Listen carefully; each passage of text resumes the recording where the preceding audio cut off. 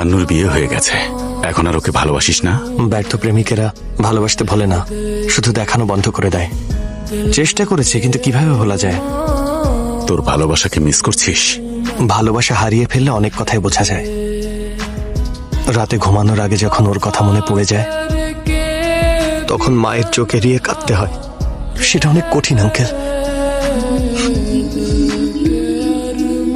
আমি ওকে একদিন ট্রেনে কাঁদিয়েছিলাম, তা মনে করে প্রতিদিন কাঁদি।